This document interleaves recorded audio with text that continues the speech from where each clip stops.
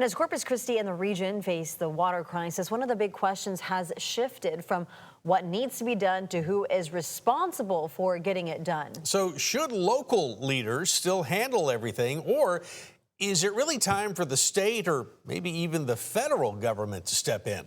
Our Bill Churchwell takes a look.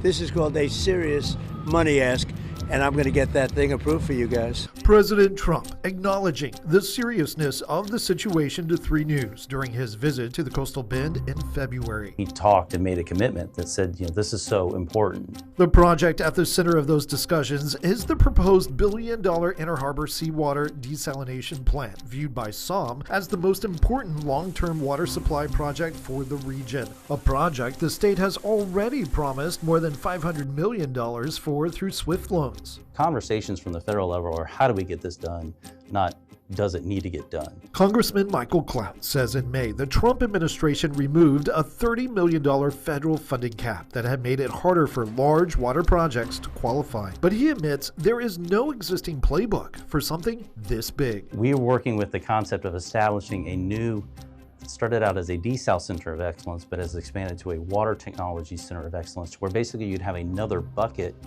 that you could begin to funnel federal support to. Cloud says it's also a national security issue, pointing to the port, refineries, and NAS Corpus Christi. But even as state and federal leaders promise help, there's also growing frustration over how Corpus Christi got here in the first place. I will say we can't totally make up for decisions that should have been made 10 and 20 years ago within that, but we're working as quickly as we can. We also sat down with State Representative Denise Villalobos. I don't think this is a project problem. I think there's plenty of projects out there, but it's a decision problem. Villalobos represents Corpus Christi and other communities who depend on well water. Farms and ranches, and they're feeling the effects of their wells dropping through the drought and as the city pumps more water. And when it comes to petrochemical companies who consume large amounts of water, each of them are developing and trying to implement their own plan as quickly as they can within this calendar year. Wastewater reuse with Flint Hills and Valero,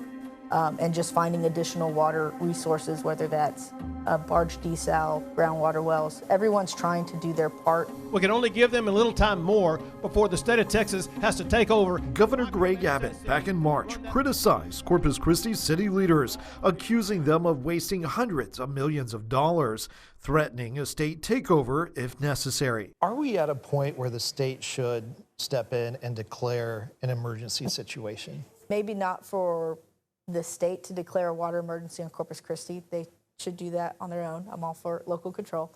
Everyone needs to prepare as much as possible. If curtailment were to happen, what do their new operations look like?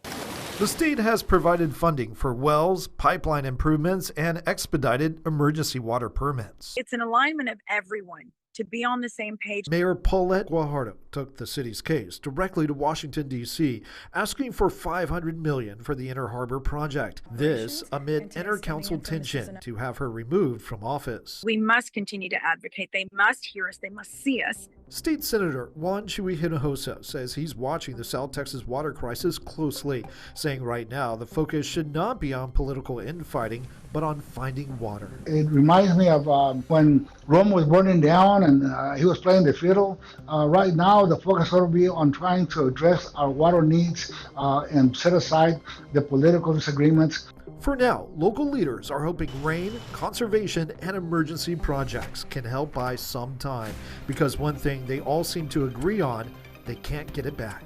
But there's no doubt that, really the best time to start this would have been 10 years ago or before that.